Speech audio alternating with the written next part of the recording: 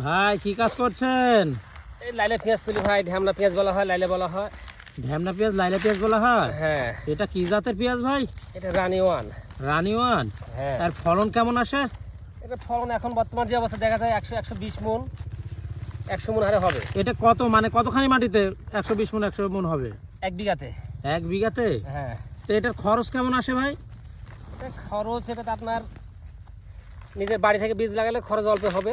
বিঘাকে আপনার 20,000 30,000 টাকা খরচ হবে। এটা বিঘা প্রতি 20-30 হাজার টাকা খরচ হবে। হ্যাঁ।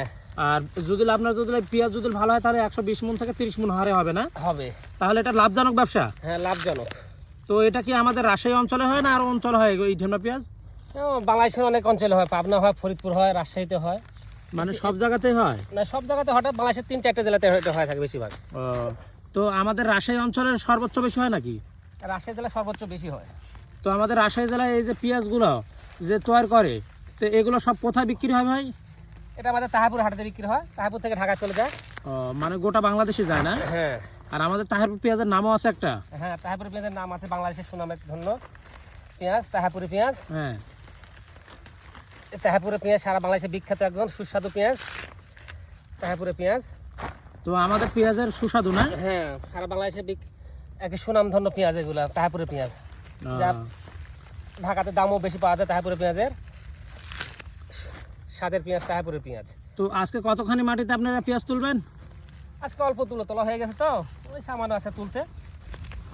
তাও কতখানি জমিতে তুলবেন ভাই? ওই কাটা 5 তুলবো। কাটা মাসে? হ্যাঁ। পেঁয়াজ তো মাশাআল্লাহ ভালোই হয়েছে। এটা তো গাছ ভালো ছিল, তাহলে এত আগে ভাগে পেঁয়াজগুলো তুললেন কেন? এই জমিতে আবার অন্য একটা ফসল তৈরি করবো, তো এই জন্য। কি ফসল তৈরি করার জন্য করতেছেন, চিন্তা ভাবনা করতেছেন? এটাতে আবার পেঁয়াজের বীজ লাগাবো, পেঁয়াজ লাগাবো। ও, পেঁয়াজের বীজ লাগাবেন? এটা কি পেঁয়াজের বীজ লাগাবেন? এটা লাগাবো আপনার হয়তো মেটাল অথবা রানি ওয়ান, এগুলো লাগাবো। ও, তো ওগুলার ফলন কেমন আসে? ওটা মেটালের পেঁয়াজ একটু ফলন কম হয়, ওটা আপনার 100 মনারে হবে, হয়তো 80 মনারে হবে ওটা। ওটা বিঘা প্রতি? হ্যাঁ, বিঘা প্রতি ওটা। মানে ওটা সিজনাল পেঁয়াজ না? আর সিজনের পেঁয়াজ, ওটা একটু স্বাদের পেঁয়াজ, এগুলো হাইব্রিড পেঁয়াজ, তো হ্যাঁ। একটু টেস্ট কম পাওয়া যায়। ওগুলো দেশি পেঁয়াজ, মেটাল পেঁয়াজ দেশি পাওয়া হয়, তো হ্যাঁ হ্যাঁ হ্যাঁ। ওগুলো একটু ফলন কম, একটু ছোট হয় ওগুলা। আর পেঁয়াজগুলো দেখতেছি মাশাআল্লাহ অনেক সুন্দর হয়েছে। হ্যাঁ, অনেক সুন্দর পেঁয়াজ। আর পেঁয়াজগুলো তুলেও শান্তি পাচ্ছেন না? হ্যাঁ, মাটিতে একটু রস কম, একটু খাটনি লাগতেছে এই জন্য। যে লাল টক টক করতেছে ভাই পেঁয়াজগুলো একটু দেখি, অনেক সুন্দর পেঁয়াজ ভাই। এই যে এইটাই হচ্ছে কি বললেন, রানি ওয়ান? রানি ওয়ান এটা।